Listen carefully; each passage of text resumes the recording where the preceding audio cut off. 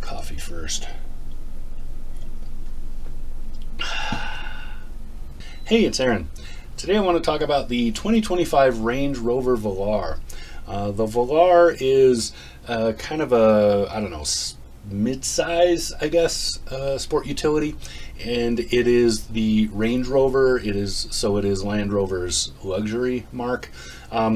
It hasn't seen a generational update since 2018, so it's a little bit aged in terms of its design. To be honest, I'm not totally impressed with this thing. It has really interesting styling. It looks really good.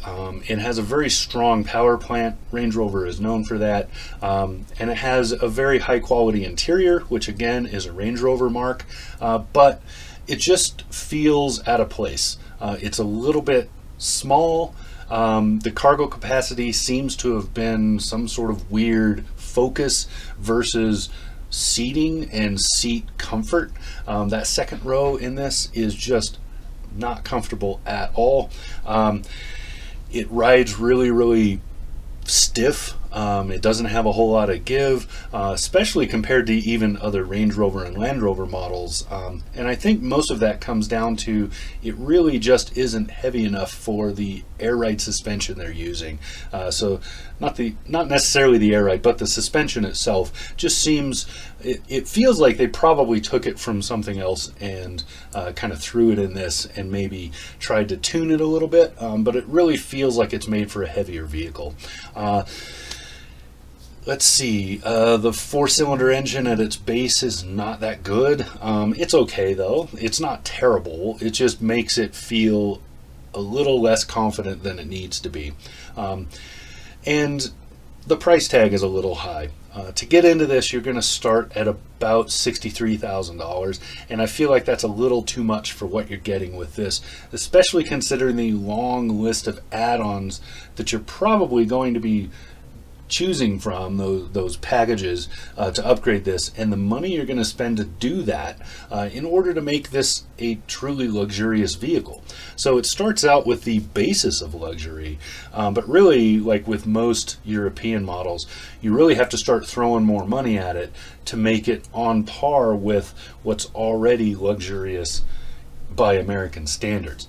So it just feels a little I don't know. It feels like it feels chintzy to me. It really should have more than it does.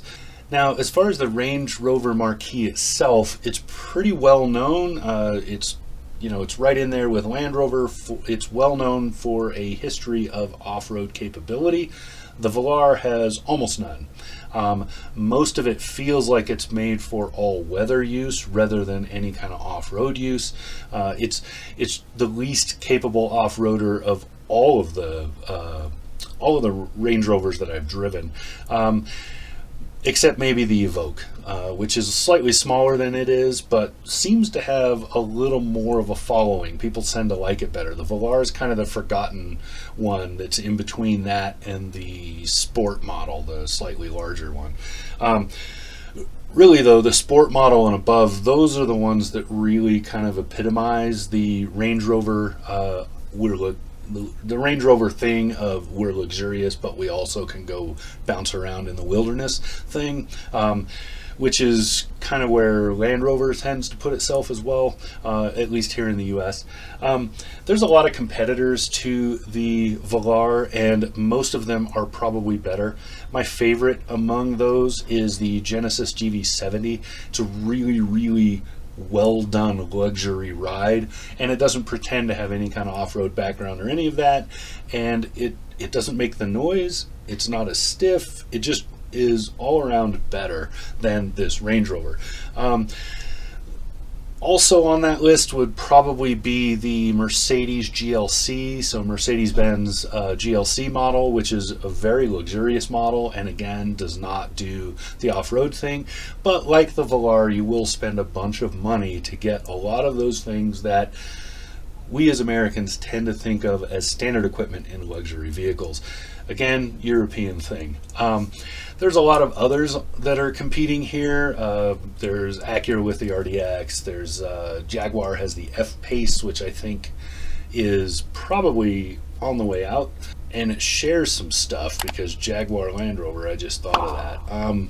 I haven't driven the F-Pace, not in 2 or 3 years, so I really can't say how it would compare. The Acura RDX, I believe I drove that last year. It was a 2024 model, and it's a really well done, and because it's an Acura, it's sport focused. So really, in my mind, it's hard to justify the Velar. Other than its looks, which are very, very, I mean, they're just really good. It's Range Rover, and they always look good.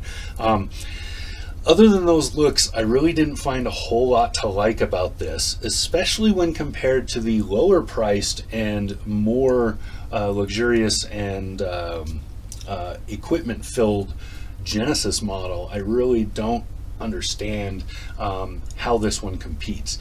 So again, when you're paying 63 grand for a vehicle of this size, you really should be getting a lot of stuff, and I feel like you're just not getting it with this one. So yeah, it's not very often I do a really negative review, but I can't help it with this one. So that's it. That's what I got for the 2025 Range Rover Velar. It's hard to say the name because on all their paperwork they always say Land Rover Range Rover, and that's super annoying. Anyway, that's it. That's what I got. This has been Aaron. Talk to you again soon.